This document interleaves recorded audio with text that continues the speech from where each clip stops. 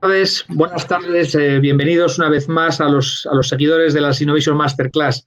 Eh, Estamos casi en febrero, pero os felicito este 2021. Espero que hayáis tenido una buena entrada y sobre todo segura en este resbaladizo 2021, a pesar de Filomena, la tercera ola, el asalto al Capitolio y demás cosas.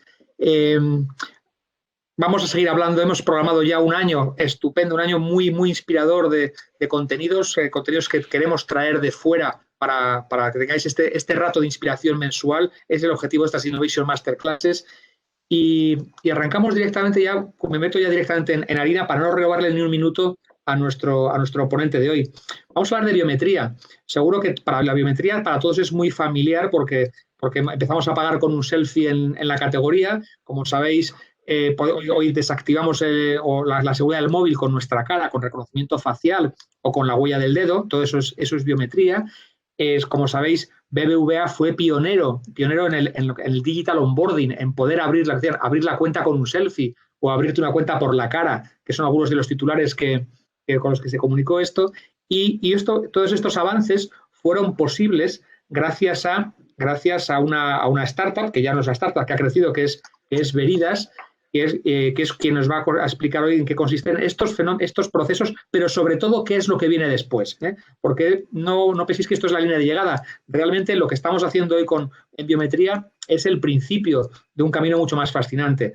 Para explicárnoslo tenemos hoy a Mike, como dices, argentino, pero sobre todo experto en tecnología e innovación en Veridas, experto en tecnología e innovación y sobre todo en temas de inteligencia artificial, de machine learning, o sea, que son los motores, que son los algoritmos que están por debajo de estas biometrías y de esta experiencia de usuario que nosotros vemos o percibimos como usuarios, pero que tienen por detrás un fascinante desarrollo tecnológico.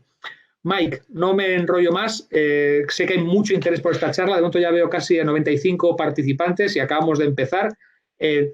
Como decimos, la pantalla es tuya. Luego al final, por favor, podéis ir poniendo vuestras preguntas en el chat, las iremos recogiendo y luego se las hacemos al final a Mike. Mike, todo tuyo.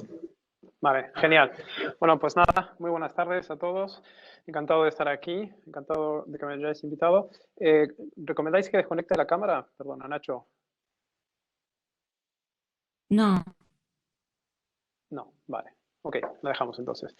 Muy bien, entonces, gracias, decía, pues por haberme invitado aquí. Como decía Nacho, pues en Veridas tengo la suerte de estar trabajando en innovación. Tengo la suerte de estar en un entorno en el que hay muchísima gente que sabe muchísimo sobre biometría, muchísima gente generosa y que nos hace la vida, por lo menos a los quienes estamos aquí, mucho más fácil, ¿no? A la hora de poder innovar, ¿no? Como decía, mi posición es la de innovación. En ese sentido, aquí en Veridas tenemos una frase para, digamos, marcar el rumbo en el que nos estamos dirigiendo. Como decía Nacho, vamos a hablar sobre biometría, pero en realidad no específicamente sobre biometría, muy centrado en biometría, sino en cuáles son las principales ejes de innovación de ruptura que estamos observando nosotros aquí en Veridas y que creemos que nos van a afectar a nosotros o que van a afectar a cualquier otra sector que esté vinculado a soluciones de machine learning, ¿no? En nuestro caso en particular en biometría, pero en otros casos pueden ser otro tipo de aplicaciones, ¿no? Entonces, como decía, tenemos una frase que utilizamos un poco para inspirarnos a nosotros y de vez en cuando es lo que estamos buscando, y se llama de Lang Lang a Mozart, ¿no? Si sabéis, Lang Lang es un músico, un pianista chino muy famoso y muy prodigio, que sabe interpretar muy bien partituras de Mozart. Sin embargo, claro, no llega a ser Mozart, y esto no estoy queriendo decir que Lang Lang no sea un crack, ¿no? Un genio, pero lo que nosotros tratamos de conseguir es, una vez que ya hemos alcanzado ese conocimiento, esa expertise en el aprovechamiento de las últimas tecnologías en cuanto a biometría o inteligencia artificial en su conjunto en general, pues queremos ir un paso más allá y no solo ser unos buenos implementadores de nuevas tecnologías, sino también quienes abrimos camino a la hora de desarrollar y abrir nuevas tecnologías, ¿no? En ese sentido, el texto con el que propuse esta masterclass Pues en estas 4 líneas que veis aquí, nos dice muchísimo, ¿no? Por un lado, pues están obviamente los enunciados que probablemente llamen más la atención, que pueden ser 5G, blockchain, los dispositivos móviles, la computación cuántica, ¿no? Que seguramente nos van a estar guiando en los próximos 5 años. De hecho, ya lo que parecía que iba a tardar un poco más en llegar, pues año a año, este año ya estoy viendo muchísimo más sobre computación cuántica que hace un año atrás. Los avances en los dispositivos móviles es brutal, lo positivo, ¿no? Y la cantidad de proyectos de blockchain que están surgiendo día a día, pues también es enorme, ¿no? Más allá de todo el apoyo que estamos viendo a nivel institucional, ya sea en España como en la Unión Europea, ¿no? Pero bueno, continuando con lo que os comentaba, vamos a utilizar la biometría como pues, una tecnología que se va a ver afectada de alguna manera por estos avances tecnológicos. Y aquí lo que más llama la atención de este enunciado, y es algo que solemos hacer quienes trabajamos un poco entre medias entre tecnología e innovación, es poner a los usuarios, fijaros, para llegar al usuario, pues está casi al final, ¿no? del enunciado, cuando en realidad el usuario debería estar al principio, ¿no? Porque al final todo lo que hacemos nosotros tiene un destinatario final y no es más que hacerle la vida más fácil a los usuarios, a vosotros, ¿no? O a nuestros clientes en general. Entonces, claro, está ahí por detrás porque en realidad solemos encandilarnos por las tecnologías, pero no debemos, digamos, olvidar que las tecnologías al final lo que vienen a hacer es resolvernos necesidades, cubrir nuestras necesidades, y las tecnologías que, si bien hay algunas que aparecen de repente de manera espontánea y luego desaparecen probablemente porque o no es el momento o porque no están cubriendo ninguna necesidad de los usuarios, ¿no?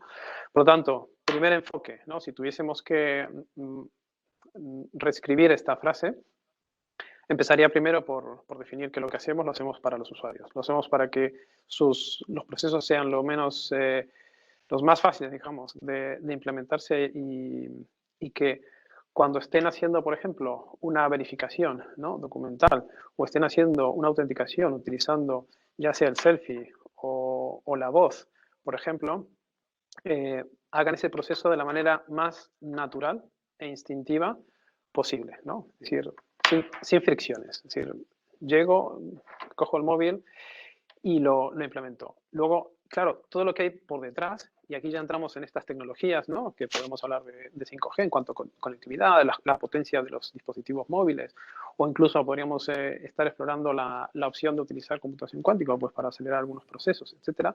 Todo eso el usuario, en definitiva, no lo llega a percibir, la mayoría de las veces desconoce eso y honestamente yo creo que lo que más le interesa es que cuando vaya a utilizar una aplicación, pues que sea fácil, ¿no? Y eso se consigue con todo este esfuerzo de innovación en tecnología, que a veces pasa desapercibido, pero que es fundamental a la hora de diferenciarnos respecto a otros que intentan o, bueno, que hacen lo mismo, ¿no? Y por último, haremos un repaso a los aspectos que tienen este tipo de tecnologías en cuanto a impacto éticos, a procesamiento de datos, temas de privacidad, etcétera. Y sobre todo haremos una breve reflexión sobre las certificaciones, ¿no? O esta nueva tendencia, digamos, esta nueva necesidad que hay de la sociedad de entender cómo funcionan los algoritmos, ¿no? Qué hay detrás de un reconocimiento facial, cómo llegan a identificarnos, qué información es la que por ejemplo, el que utiliza nuestro selfie, pues con qué información se queda, qué información utiliza, etcétera. Todo eso tiene una serie de repercusiones a la hora de ¿cómo decirlo? Explicabilidad de cómo funcionan esos algoritmos y que hoy por hoy, tanto la Unión Europea como las instituciones estatales están pues, tratando de encontrar la manera de establecer una serie de certificaciones de los algoritmos de inteligencia artificial que van un poco en línea digamos, a de alguna manera, asegurar que lo que estamos haciendo pues está bien, ¿no? Y que cumple con ciertos parámetros mínimos de funcionamiento en cuanto a implementación de tecnología y tratamiento de datos, ¿no? Muy bien, entonces aquí voy a hacer una breve pasada. ¿Veis? Vamos a trabajar sobre este tipo de gráficas. ¿Sí? Aquí son simplemente imágenes de las gráficas. No os asustéis, no lo voy a explicar todo de una, sino que vamos a ir viendo paso a paso. Pero básicamente son estas tres gráficas, ¿no? Y antes de empezar, no, vamos a empezar directamente. Perdón. Muy bien. Primero, en innovación, bueno, quienes estamos en innovación sabemos que tenemos al menos dos principales ejes, ¿no? Sobre los que tenemos que trabajar, ¿no?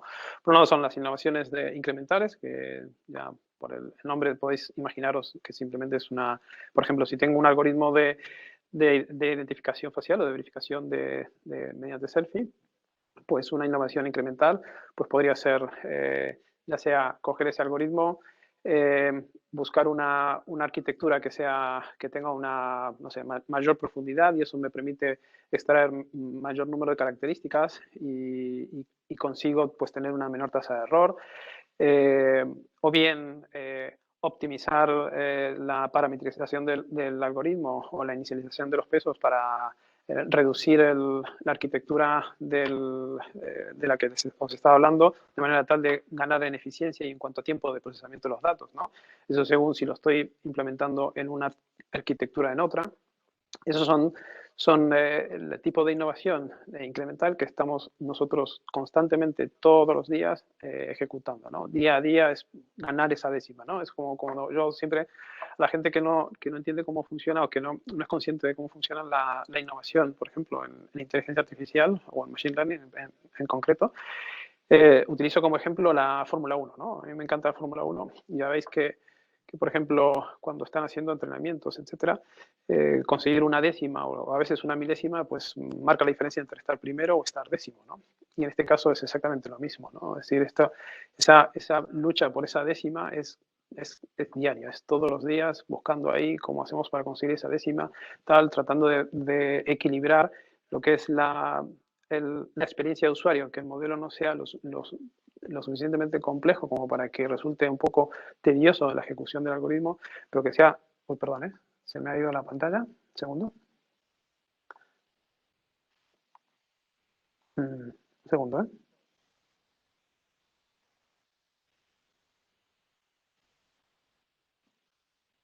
Ahí. Ya lo siento. Entonces, decía que sea lo suficientemente potente como para que cumpla los objetivos que nos hemos propuesto, pero que no sea lo suficientemente pesado para que resulte un poco, digamos, angustioso para el usuario, ¿no? En ese sentido, y eso es lo que hacemos todos los días. Pero luego están las innovaciones de ruptura, que generalmente se derivan de, o bien, implementar arquitecturas completamente nuevas, ¿no? en Machine Learning, o bien aprovechar de tecnologías existentes, de tecnologías emergentes que de alguna manera nos permiten, o bien, mejorar en cuanto a capacidad de procesamiento, por ejemplo, o velocidad de comunicación de los datos, etcétera, o bien nos ayuda a aprender de cómo han resuelto problemas en esas tecnologías y que son aplicables o trasladables al caso, por ejemplo, al caso nuestro, ¿no? de entrenamiento de un algoritmo de inteligencia artificial, ¿no? Entonces, en esas ejes de innovación de ruptura que os estaba comentando, hemos identificado estos que están aquí, ¿no? Como decía, volviendo al principio, ¿no? Siempre el usuario, la experiencia de usuario es lo que más nos interesa hoy por hoy, ¿no? Todo lo hacemos por el usuario. Nuestro, digamos, eje sobre el que estamos centrando esta charla es sobre la biometría, y aquí con el 4.0 nos queremos referir a cómo vemos la biometría en el futuro, en los próximos 5 años, y su relación con las tecnologías, pero no tanto las tecnologías. Y aquí eso es algo que solemos cometer, vamos a insistir, ¿no? Los que trabajamos aquí, ¿no? Es decir, que es con la experiencia de usuario, ¿no? La semana pasada tuve una charla con un compañero que es un crack de arquitectura, ¿no? Sobre blockchain, me acuerdo, ¿no? Y de repente estábamos hablando sobre la conveniencia o no de utilizar blockchain para una solución, ¿no? En concreto. Y empezamos a debatir sobre, bueno, si era conveniente, si realmente era óptimo utilizar ese tipo de tecnologías, teniendo en cuenta que había otras tecnologías que eran menos no sé cómo decirlo, más ágiles, ¿no? que el blockchain, etcétera, ¿no?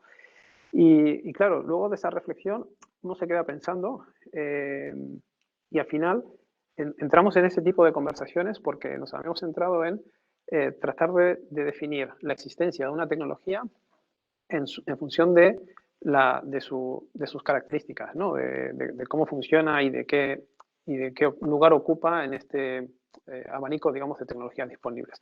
Cuando en realidad, en este caso, en la mayoría de los casos, esa tecnología existe, o sea, nació y sigue existiendo y perdurará en los próximos años, siempre y cuando cubra necesidades de los usuarios. En cuanto no cubra esas necesidades, da igual lo que pensemos, da igual lo que consideremos que es, si es más apropiado que una tecnología u otra, da exactamente igual. Si no satisface las necesidades de los usuarios, no continuará, ¿no? Y en ese sentido, hoy por hoy, por ejemplo, luego profundizaremos un poco más en temas de blockchain, ¿no? Pero hoy por hoy, esa tecnología está más en auge que otra cosa, ¿no? Más allá de que existan quienes aún duden de los beneficios pues, derivados de esa singularidad con la que funciona la arquitectura de blockchain y esas ineficiencias en comparación con otras arquitecturas que podrían ser similares en cuanto a prestaciones, ¿no? Entonces, vamos a ver. Muy bien, entonces, como decía, usuario, biometría 4.0. Y aquí tenemos nuestros principales ejes de innovación de ruptura, ¿no? 5G, que tiene todo el sentido. Al final, el 5G no afecta directamente a lo que es digamos, el entrenamiento o la arquitectura de un algoritmo de inteligencia artificial. No obstante, la llegada del 5G en cuanto a latencia a la hora de comunicarse y en cuanto a la proliferación de dispositivos móviles, no solo smartphones, ¿no? Sino cualquier tipo de dispositivo móvil que hoy por hoy esté conectado y de hecho esté asociado a a la identidad de una persona, por ejemplo, a la identidad de las cosas, ¿no? Pues eso al final está cambiando un poco cómo es el entorno, ¿no? Sobre el que pueden eventualmente desplegarse algoritmos de machine learning, pero también está cambiando un poco la manera en que las personas, los usuarios en este caso, nos podemos interactuar con dispositivos móviles que no sean smartphones, vuelvo a repetir, pero que aún así puedan o sean susceptibles de identificarse mediante algún tipo de biometría, ¿no? Por ejemplo, sin ir más lejos, ¿no? Tenemos el Apple Watch, ¿no? Que ya es bastante potente, ¿no? En ese sentido.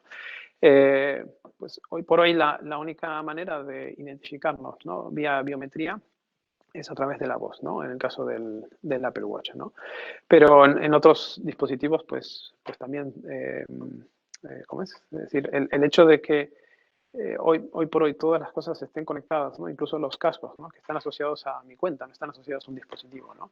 Eso implica un proceso de autenticación, de verificación, que hoy por hoy el casco no es capaz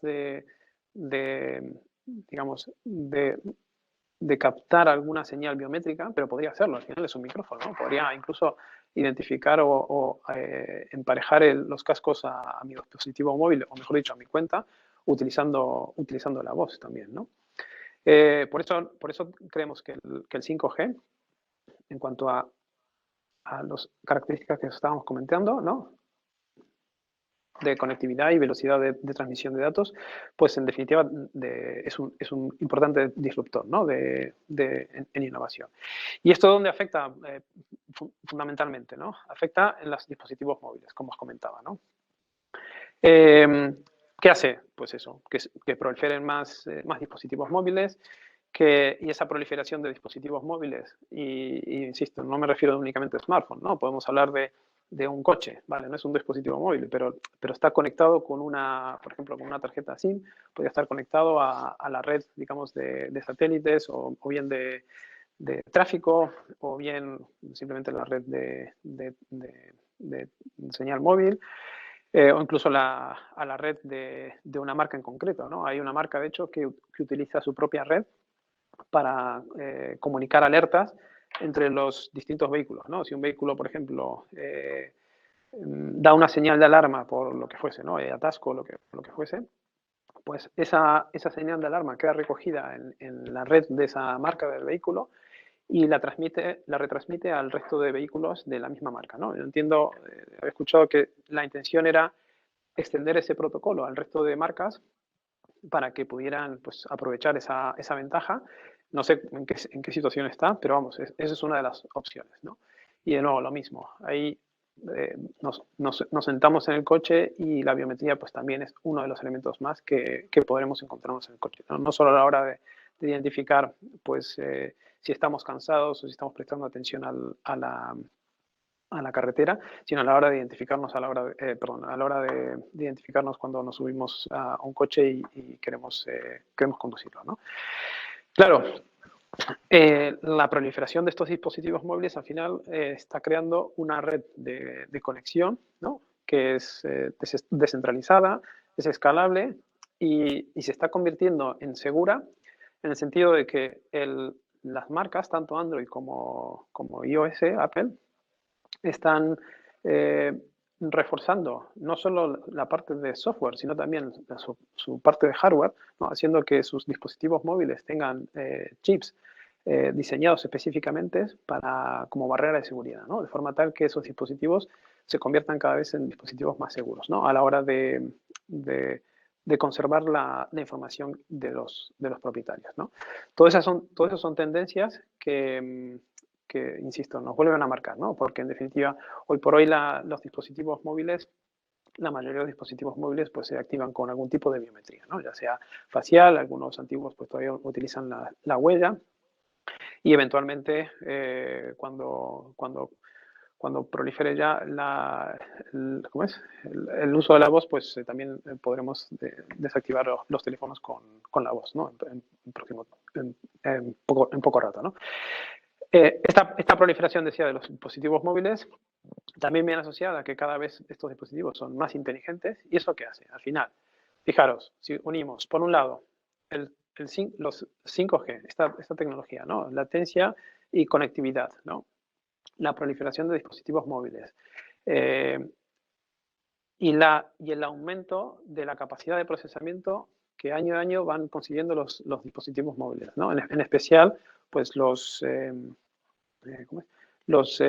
premium, ¿no? Pero a medida que van pasando los años, pues los que no son tan premium, pues también, ¿no? Al final van obteniendo mayor capacidad de procesamiento, ¿no? Y vuelvo a insistir, el Apple Watch es un ejemplo, ¿no? de capacidad de procesamiento. En este reloj es posible ejecutar algoritmos de inteligencia artificial en tiempo real sin ningún problema, ¿no? Con lo cual, pues en esa dirección estamos yendo, ¿no? Entonces, otro eje de innovación, de ruptura, ¿no? Y luego, antes de pasar, sí, vamos a pasar primero, sí, vamos a hacer computación cuántica, que aunque os pueda parecer un poco complejo, diría de todos es el más fácil, ¿no? El más complejo de todos será el blockchain, cuando entremos en blockchain, ¿no? La computación cuántica, nada, tampoco voy a hablar mucho de esto, me han pedido que no fuese muy técnico en este sentido. Entonces voy a dar simplemente los conceptos fundamentales, ¿no? de esta tecnología. Que luego entraremos un pelín más en detalle, ¿no? En cada uno de estos aspectos, ¿no? Pero la computación cuántica, ¿qué es lo que está haciendo? Sabéis que hay, digamos, dos dimensiones en este sentido, ¿no? Por un lado está la parte de hardware, que son los ordenadores cuánticos, son los que tienen IBM, Google, por ejemplo, Facebook creo que también tiene uno. Google y IBM seguro, ¿no? De hecho, son la carrera entre a ver quién consigue la supremacía, como menciona Google, la tienen mayoritariamente IBM y Google. Obviamente lo que nosotros nos llega sobre computación cuántica probablemente sea lo que pueden mostrarnos o quieren mostrarnos y seguramente por detrás habrá mucho más, ¿no?, de lo que estamos viendo, ¿no? Pero hoy por hoy, ¿qué es lo que sabemos? Sabemos que hay ordenadores cuánticos a los que tienen acceso gente muy privilegiada o sectores que realmente necesitan ese tipo de procesamiento de datos. El hecho de que y luego el desarrollo de esa tecnología, de ese hardware, ha derivado en el desarrollo de una forma de hacer, digamos, de pensar el lenguaje, ¿no?, de programación o computación, lo que se traduce en una computación basado en circuitos cuánticos, ¿no?, en los qubits, ¿no? Si en computación tradicional pues tenemos los bits, aquí tenemos los qubits, ¿no? Entonces, ¿esto qué es lo que nos permite? Nos permite simplemente, más allá del hardware, al que hoy por hoy la mayoría de las personas no tenemos acceso, sí tenemos acceso al menos a librerías que emulan el comportamiento de esos algoritmos construidos a partir de circuitos cuánticos, ¿no?, de qubits, y nos permiten, pues, en algunos casos, resolver problemas que antes nos hubiesen costado más tiempo, ¿no? Digamos, por ahora los usos son relativamente limitados, ¿no? De hecho, hace poco TensorFlow acaba de sacar su librería. Bueno, llevan trabajando ya un par de años, ¿no? Yo creo que 2018, 2019, si mal no recuerdo, empezaron a trabajar con este tema. Digo, abiertamente, ¿no? Pero vamos, ya cada vez son más comunes las implementaciones en este sentido.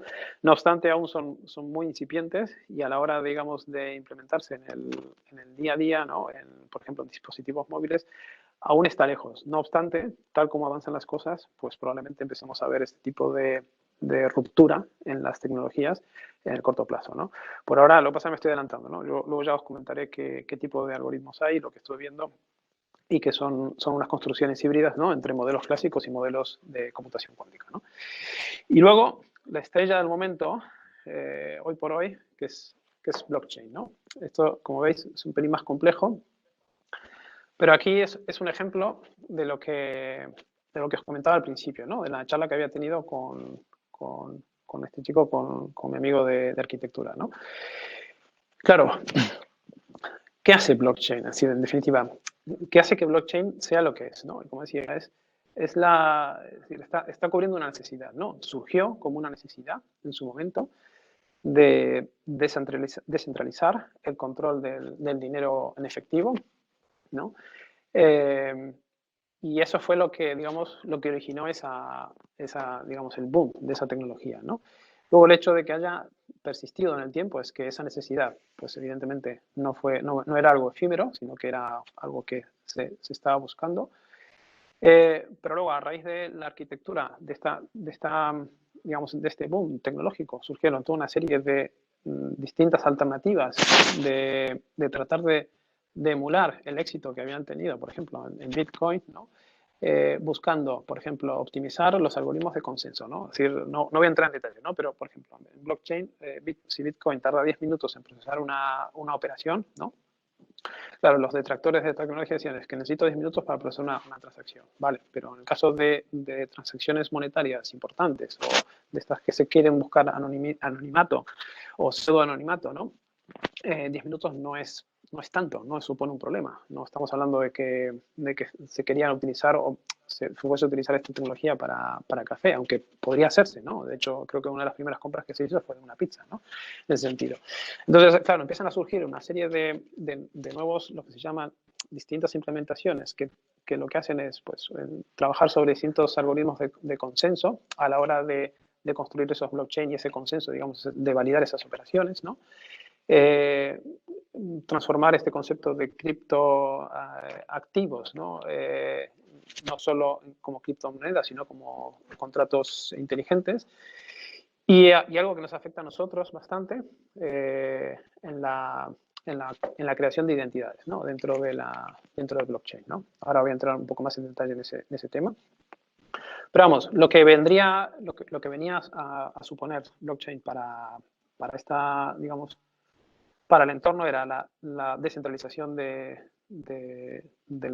manejo de efectivo, ¿no? Y fundamentalmente el pseudoanonimato de esas operaciones Y algo que los economistas siempre, digamos, creo que es lo más difícil de explicar, ¿no? En cómo funcionan muchas economías, ¿no? Son las expectativas, ¿no?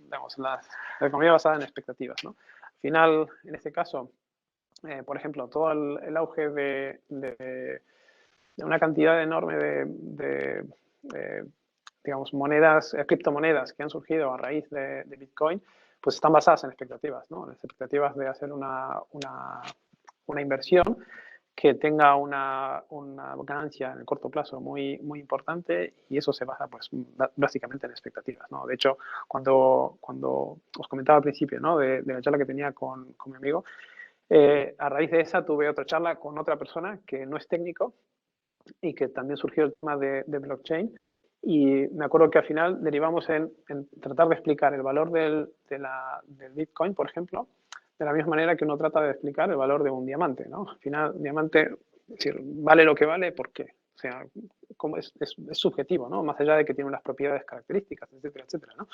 Pero cuando estamos hablando de un diamante que está pulido, está cortado de una manera específica y tal, eso le da un valor intrínseco que va más allá de lo que es lo netamente operativo, ¿no?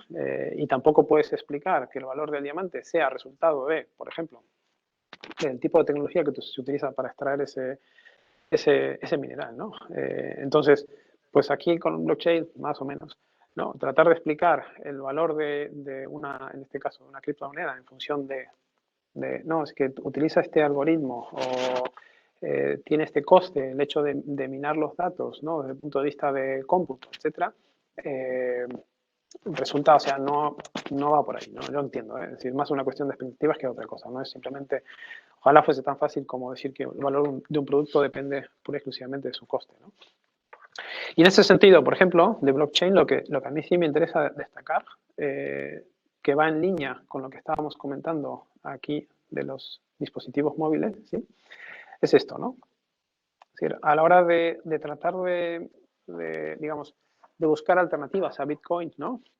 De ganar en eficiencia en cuanto a procesamiento de la cadena de bloques, etcétera, etcétera, hubo dos enfoques, ¿no? Por un lado, optimizar los algoritmos de consenso, pero por otro lado también estaba la opción de optimizar el hardware que se utiliza para el minado de datos, ¿no? Entonces, en principio se utilizaban hardware que estaban de uso general, ¿no? Chips de uso general. Luego hemos pasado a utilizar GPUs para procesar esos datos, ¿no? Más eficiente, menor consumo de energía, etcétera, etcétera. Pero luego empiezan, digamos, es tal el crecimiento de esta industria que da origen al uso de chips específicos para hacer este tipo de cálculos, ¿no? Que son estos que están aquí, ¿no? ASICs, que son las siglas de, ahora no me acuerdo, pero son las siglas de los chips diseñados específicamente para desarrollar una tarea, ¿no? ¿Y esto qué va? Esto va en línea también con los dispositivos móviles.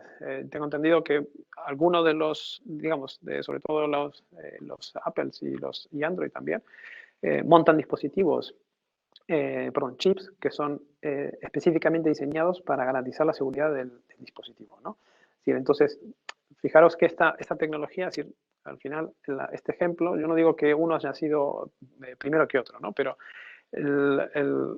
digamos, los conceptos, digamos, se repiten o se transfieren, ¿no? de un lado a otro, ¿no?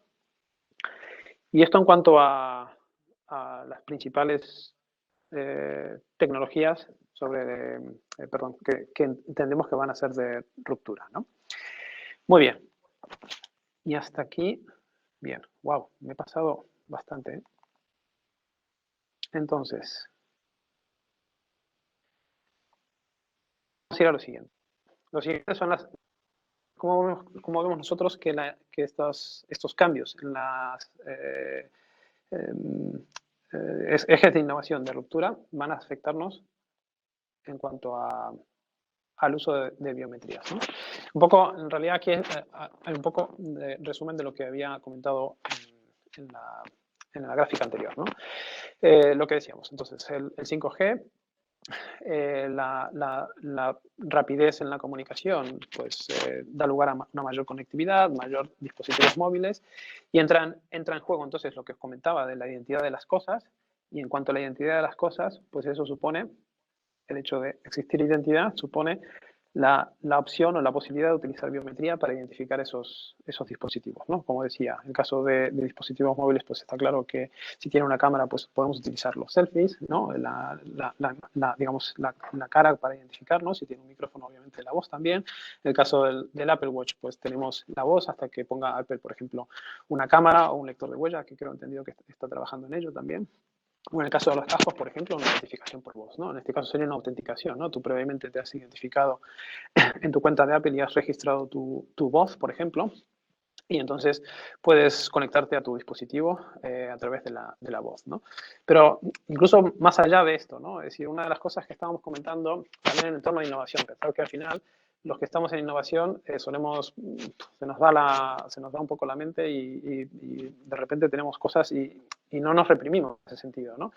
Y una de las cosas que comentaban en una charla de la semana pasada, por ejemplo, era la opción de poder identificar las cosas según patrones, por ejemplo, de sonido, ¿no? De ruido. Estamos hablando del entorno industrial, ¿no? Es decir, pues podría identificar, por ejemplo, no sé, una máquina o un dispositivo, no lo llamemos máquina, dispositivo en función de un patrón, por ejemplo, de sonido o de algún tipo de comportamiento, pues sí, probablemente sí, ¿no? No estamos hablando de biometría porque no estamos hablando de personas, pero aún así conceptualmente se trata de patrones, ¿no? Lo que decíamos, entonces, con 5G, obviamente está muy vinculado al auge y al crecimiento en cuanto a capacidades, ¿no? De los dispositivos móviles, cada vez más inteligentes, ¿no? Son los más smarters, son los dispositivos móviles. Y esto, claro, este desarrollo de la tecnología de estos dos ejes está generando, por un lado, se complementan, porque el 5G pues, contribuye a esa proliferación de los dispositivos, pero por otro lado también compiten de alguna manera, ¿no? Entre ejecutar las operaciones en la nube o ejecutar las operaciones en el dispositivo, ¿no? En el dispositivo móvil, ¿no? Y eso ahí es un trade-off, ¿no? Entre a veces seguridad, eficiencia a la hora de ejecutar los algoritmos y sobre todo fricción de cara al usuario en cuanto a que el dispositivo móvil lo toma como un punto de acceso o ese dispositivo móvil en realidad está asociado a esa persona y la titularidad de ese dispositivo móvil es lo que le da ese carácter de extra, digamos, en el proceso de autenticación, ¿no?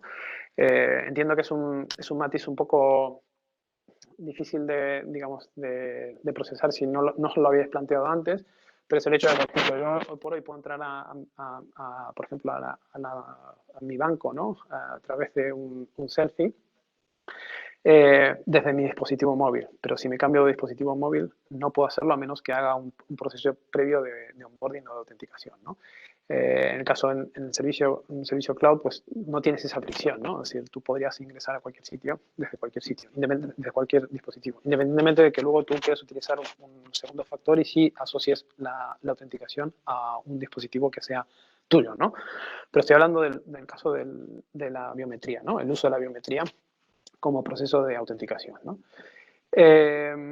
Sobre computación cuántica, pues no hay más que decir, más que el hecho de que lo que nos estamos planteando, bueno, se está planteando ya está planteado, ¿no? Pero no tanto por la computación cuántica, sino por los avances que os comentaba, ¿no? En cuanto a arquitecturas y en cuanto a diseños de chips ad hoc, ¿no?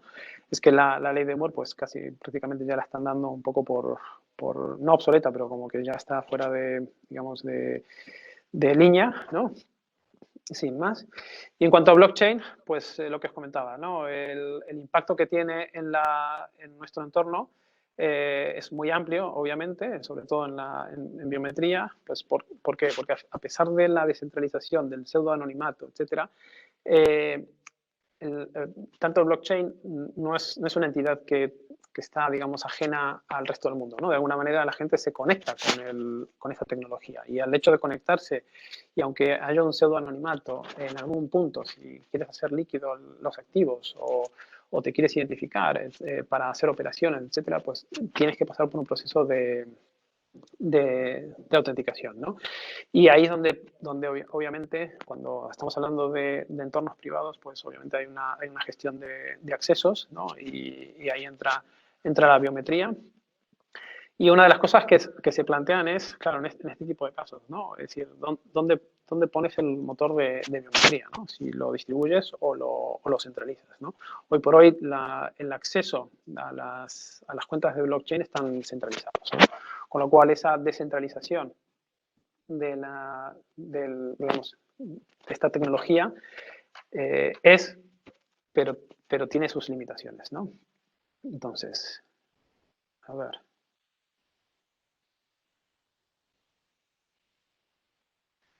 A ver si me he saltado algo. Voy a hacer una revisión. No, sin más. Lo que decía. Autenticaciones. Sí, bueno, aquí, mirad, lo que os comentaba, ¿no? De las identidades, ¿no? Es decir, en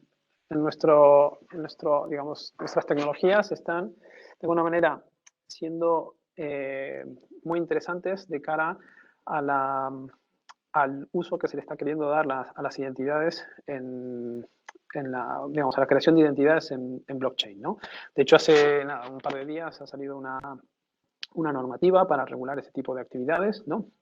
Cómo crear los wallets, ¿no? Las carteras de identidades o de carteras de certificaciones asociadas a esas identidades. Hay alguna que otra iniciativa que llama en ese sentido, que ya está bastante avanzada.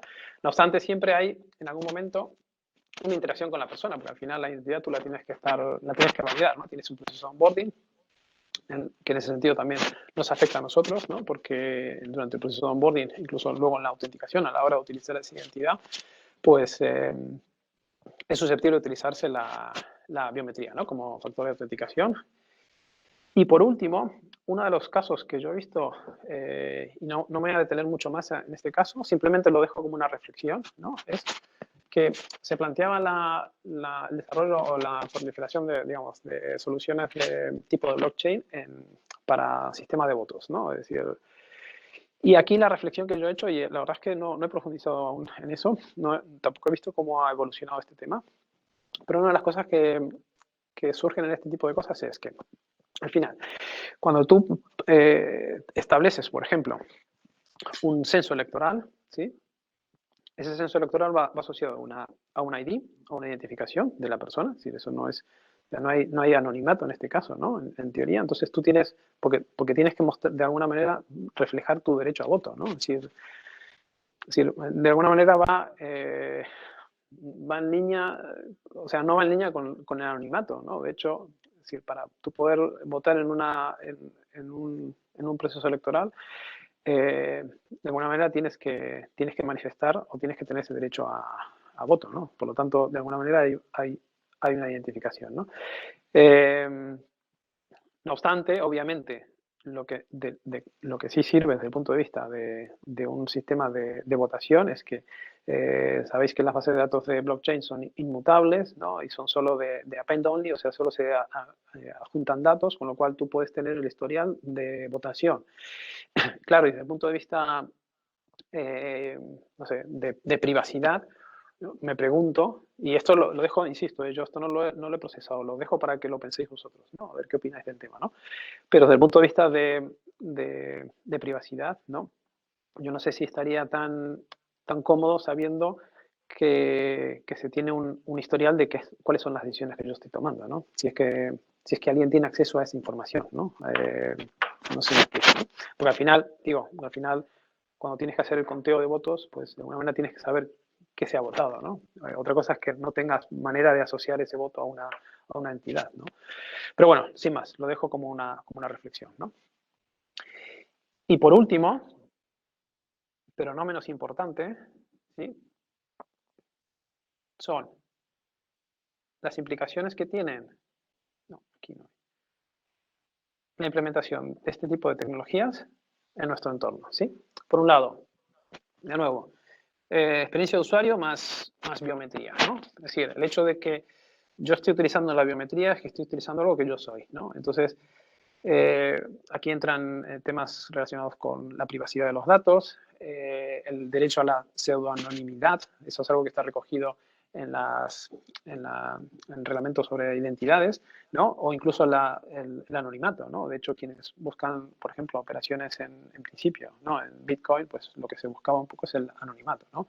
Aunque lo curioso es de este caso, ¿no? Es el caso que yo no sé si de verdad, si es verdad o no, honestamente, de esta persona que presuntamente ha perdido su clave de acceso y no tiene forma de recuperar digamos, un saldo de, no sé si eran 200 millones de euros, ¿no? En Bitcoin, ¿no? Y bueno, caso curioso, ¿no? En ese sentido. No sé si, supongo que si hubiese tenido la opción de utilizar biometría, pues ahora estaría un pelín más contento, ¿no? Pero bueno, en fin, ¿qué es lo que decía? Al final está la biometría, ¿no? El uso de algo que me puede identificar, pues supone toda una serie de riesgos de cara a la privacidad de la persona, ¿no? Y en ese sentido, pues entran aspectos éticos, en cómo utilizo yo esos datos, cómo clasifico esos datos, y acordaros lo que decía al principio, ¿no? La explicabilidad del algoritmo, saber que cuando yo estoy clasificando un algoritmo estoy diciendo efectivamente eres tú o no eres tú, ¿qué estoy teniendo en cuenta para hacerlo? ¿Qué datos he tenido en cuenta para entrenar ese algoritmo? ¿Hay algún tipo de sesgo? ¿No? Si me centro aquí en estos puntos que están aquí, ¿no? El tema de ética, de sesgos a la hora de entrenar los algoritmos y en este caso, como es verificación de personas, pues no hay sesgo como tal, ¿no? Pero si fuese uno de identificación de personas, pues podría llegar a entrar en ese caso, ¿no? Y lo que decía, la explicabilidad del algoritmo. En este sentido, y aquí yo creo que hay un leve matiz a tener en cuenta, ¿no? A la hora de, sobre todo en identidad. Yo creo que esto es algo que probablemente vaya a surgir en poco tiempo,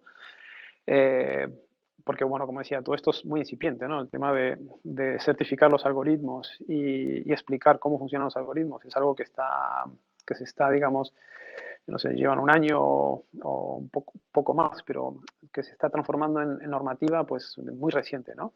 El problema del balance, como siempre existe entre información, ¿no? Y seguridad, ¿no? Y aquí en explicabilidad, a veces, cuando nosotros tratamos de trabajar, porque uno de los ejes fundamentales sobre lo que nosotros trabajamos y lo que diferencia de una biometría, sin más, de una verificación de identidad, es la capacidad que tú tienes de detectar spoofing, ¿no? O sea, de ataques a identidad, gente que quiera hacerse pasar por mí y que no sea yo.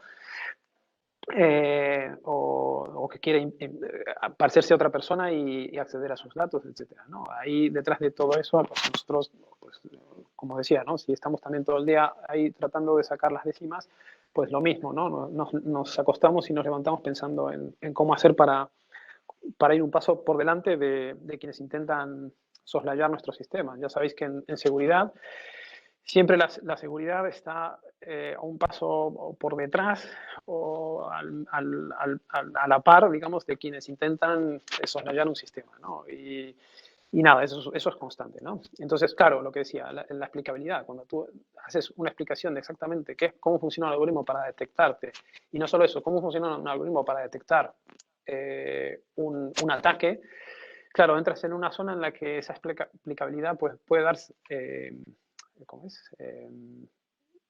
Evidencias o puede, digamos, mostrar el camino de cómo podrías hacer para quebrar ese algoritmo, ¿no? Entonces, en ese sentido, yo creo que de alguna manera eso se tendrá en cuenta, porque vamos, entiendo que es sentido común, pero vamos, no lo sé, supongo que eso surgirá en algún momento, ¿no?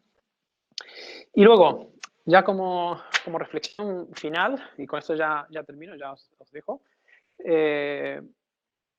claro, de todo lo que hemos hablado, una de las cosas que más resuena entre todas las cosas que hemos comentado es si sumamos 5G.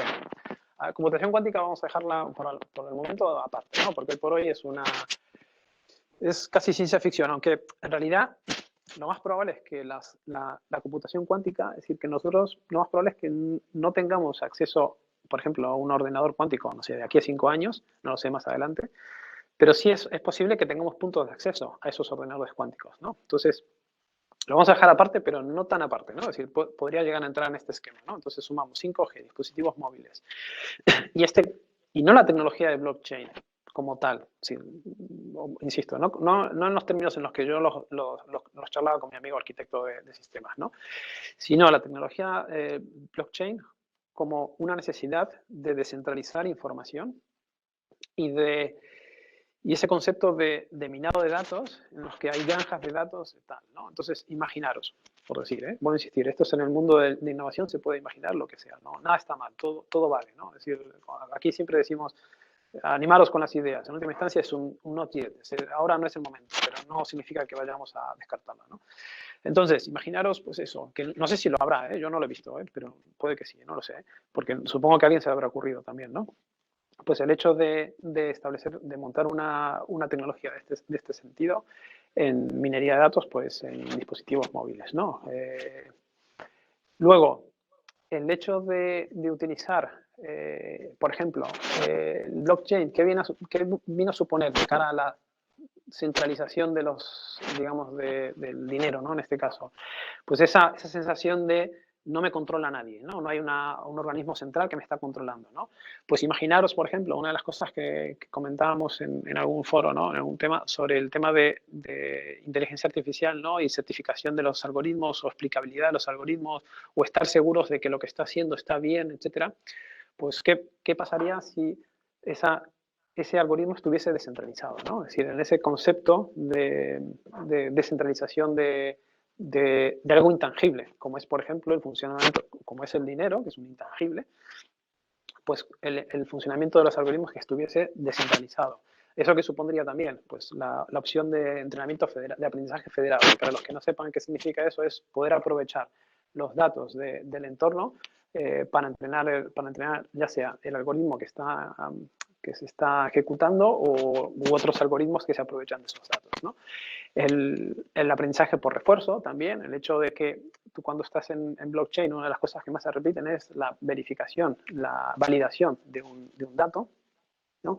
Pues también podrían entrar en el entorno, en los términos de aprendizaje por refuerzo. Y luego un tema que siempre surge, que suele surgir en estos entornos, y es la formación de estos data trusts, ¿no? Que no sé si lo habéis mencionado, habéis oído alguna vez hablar de esto, que son como repositorios de datos, ¿no? En los que en algún momento también se habló, ¿no? De aprovechar este concepto de blockchain para compartir esos datos y que estuviesen disponibles, sobre todo en el sector de medicina, para que estuviesen disponibles para entrenar algoritmos, ¿no? En general, ¿no? Con lo cual, este concepto de blockchain, ya no desde el punto de vista de arquitectura, sino desde el punto de vista de cómo lo ve el usuario, pues de alguna manera se podría, de alguna forma, pues traducir en algún tipo de innovación en cuanto a despliegue de algoritmos de inteligencia artificial, ¿no? De machine learning, ¿no? Sobre todo en cuanto a conseguir esa certificación, probablemente, ¿no? De esa ausencia de control estatal, por ejemplo, ¿no? De un organismo, mediante este tipo de despliegues, ¿no?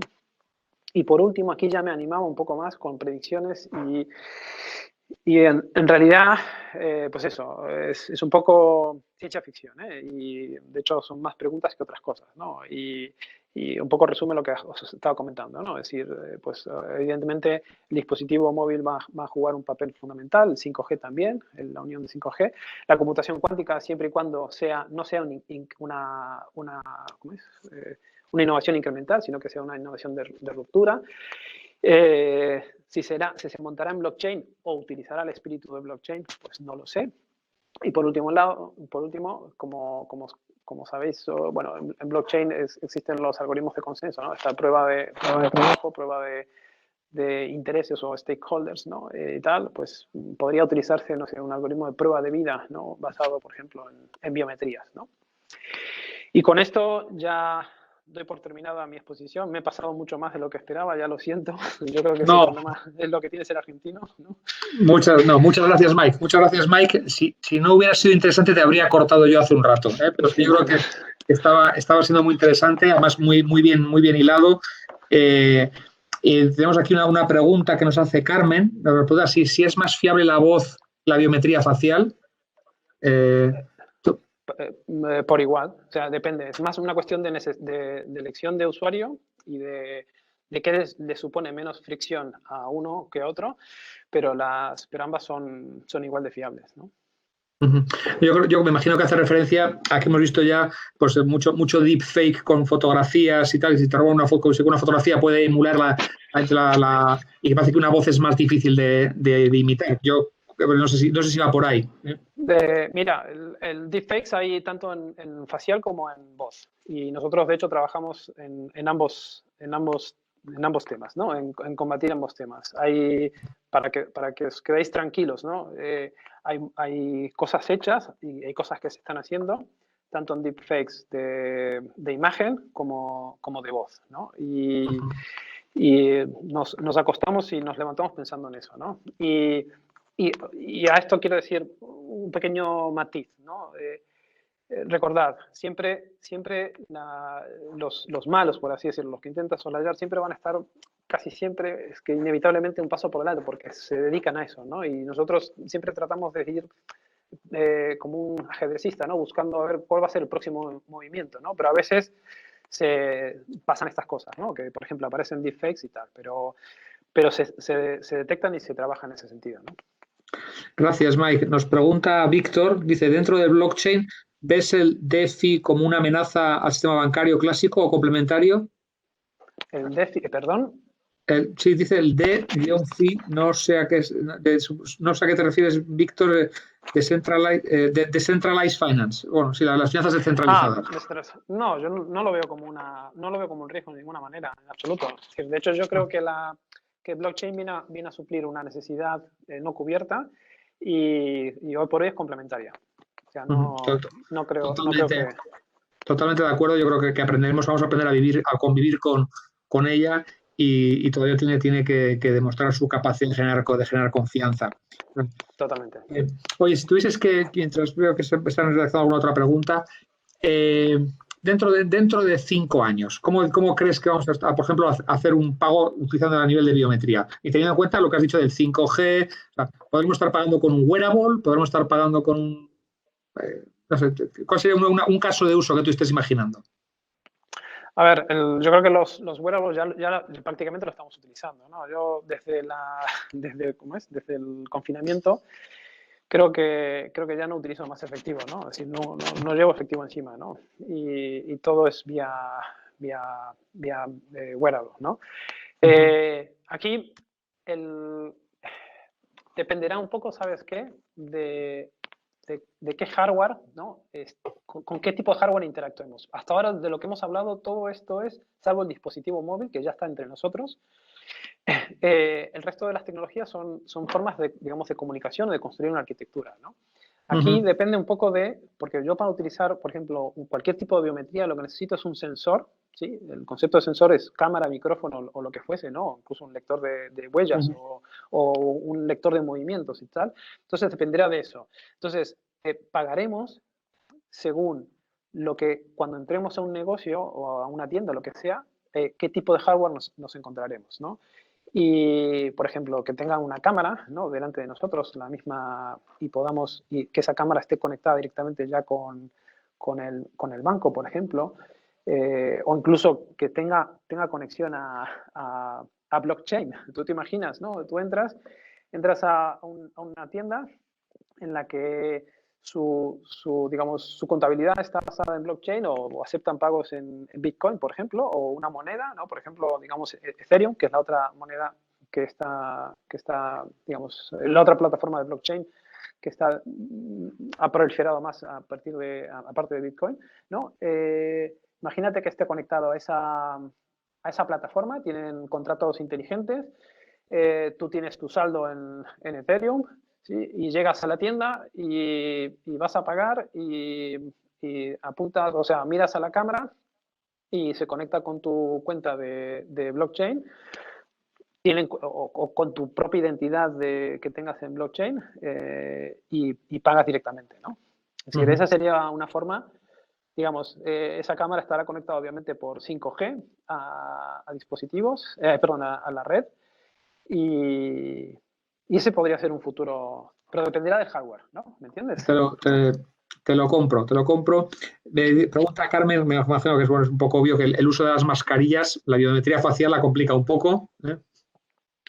El uso de las mascarillas, dices. No, pero las que estamos usando estos días para ir a la calle, vamos, Sí, lo complica, pero no supone un problema, ¿no? Es decir, para que os hagáis una idea, cuando nosotros hacemos un reconocimiento de una biometría, ¿no? de cara, se tiene en cuenta también parte del contexto, ¿no?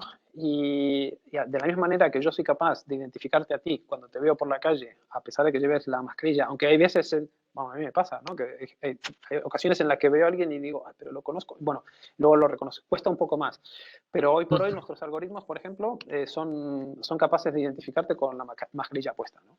Qué bien. Porque tienen suficiente información, ¿sí? para identificarte. Muy bien, Mike. Bueno, pues vamos a ser puntuales con la hora, respetuosos con la agenda de todos. Un aviso. Gracias, Mike. Yo te voy a dar un aplauso. Sé que se pierde el feedback, este feedback del evento físico presencial. Vale. Ya aprovecho para a los 100 y pico, 114 que quedáis, os emplazo ya que el 17 de febrero, en principio todos los terceros miércoles de cada mes tenemos Innovation Masterclass, para que sea fácil ya ponerlo en vuestra agenda, 17 de marzo, 17 de febrero, 17 de marzo, y el próximo estaremos hablando de Smart Cities, pero Smart Cities en plan muy avanzado. O sea, estaremos hablando con una empresa española que tiene un contrato para construir el Hyperloop. Estaremos hablando de autopistas preparadas para vehículos autónomos. Estaremos hablando de drones para llevar personas, que ya son realidad y están ocurriendo. Es innovación disruptiva, pero en tiempo, en presente continuo, no en futuro perfecto. Así que, sin nada más, muchísimas gracias por vuestra atención, vuestro interés. Gracias una vez más, Mike, y al equipo Veridas por vuestro compromiso y vuestro apoyo. Y vale. Usad la mascarilla, aunque no os conozcan, usad la mascarilla y estemos todos seguros. Muchas gracias. Seguro, muy bien. Muchísimas gracias a vosotros. Hasta la próxima.